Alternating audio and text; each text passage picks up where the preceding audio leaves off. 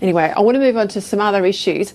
The validity of the government's Foreign Influence Transparency Scheme Act will be called into question in the High Court as Andrew Cooper, now you'll remember he's the president of LIbertyWorks.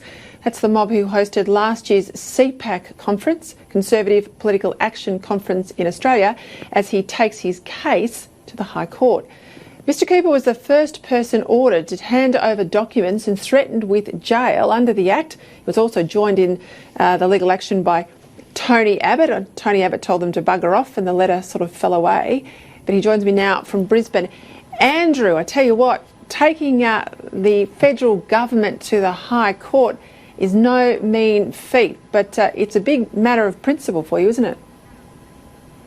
It is, Peter. Look, I'm off the hook. The FITS scheme wrote to me and said that they were no longer going to pursue me because I happen to be active in the media. But the thing is that this legislation is still sitting there, and this means that they can attack whoever they want.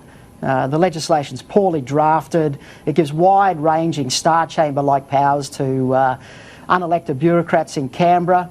And the political class can't go near it. They've got to just let the bureaucrats run their course, unless, of course, you're someone like Mark Dreyfus, who appears to have an ability to conduct secret meetings with them and direct those bureaucrats who they should chase. Yeah, just on that point about Mark Dreyfus, he's the Shadow Attorney General for people watching at home that might not be across his name. I'm sure you'll know his face. He's often right at the dispatch box in question time. But it all was revealed in a Freedom of Information response from the Attorney General's department that revealed Dreyfus had, you call them secret, I call them unusual briefings with the Attorney General, the Shadow Attorney General and the department over this legislation. And not long after those briefings were held, correct me if I'm wrong, along comes this demand to you and to Tony Abbott to show just cause why you'd turn up, or you in your case host, a Conservative political conference. Now, that seems to be quite extraordinary in Australia. It was extraordinary at the time, Peter. Christina Keneally made a 10-minute speech, a diatribe in the parliamentary chamber in late July. A few days later I received, and Tony Abbott received, a suggestion that we perhaps are under foreign influence and should register with the FITS scheme, or the FITS Act.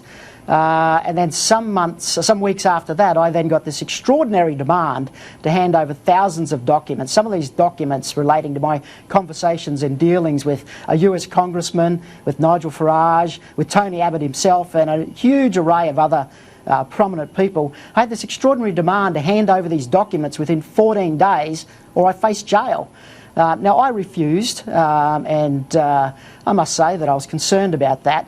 But it's only now, with this Freedom of Information material that the Institute of Public Affairs have uncovered, only now do we realise that it was Mark Dreyfus, the Shadow Attorney General, the future, potentially the future boss of this department. Only now have we seen that he's got his hand caught in the cookie jar.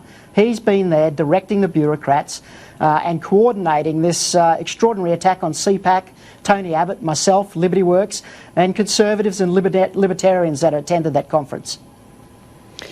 Now, my view is this is all about the politics of your organisation, of the events you hold. It's nothing more than that. I haven't seen similar action being taken against any conference of the left. There's plenty of them every given day. There's a left-wing conference rolling into one of our capital cities. This, as I said, it's a big call to go to the High Court, and it's an expensive exercise as well. How are you going to make it all happen? Well, look, you know, Peter, we're a grassroots organisation. We're not all that large. We're run by volunteers. We've compiled an extraordinarily good legal team headed by a silk in Queensland called Peter Dunning QC. He's the immediate past Solicitor General of Queensland, has very good standing in the High Court. We've got very good lawyers and junior barristers backing that. They have done an enormous favour to us in that they're going to be acting on incredibly reduced fees, but it still costs money, so we're going to have to raise some cash. What we're saying to people is if you believe in free speech, if you believe that conservatives and libertarians shouldn't be attacked by Labor and bureaucrats colluding in secret, if you believe in that, please fund this. If we can remove this legislation, we can protect free speech in this country. We can protect us from being shut down. There's a GoFundMe page that's been set up. It's if you just go to GoFundMe.com and search for Protect Free Speech in Australia, our fund will come up and you can make a small donation there, or a large one if you wish. All right, Andrew Cooper, I'll leave it there. I'll also be interested to see if GoFundMe, as they do with other conservative causes they don't like, shuts down your page, but we'll see. We'll follow that as well. Thanks very much for your time tonight.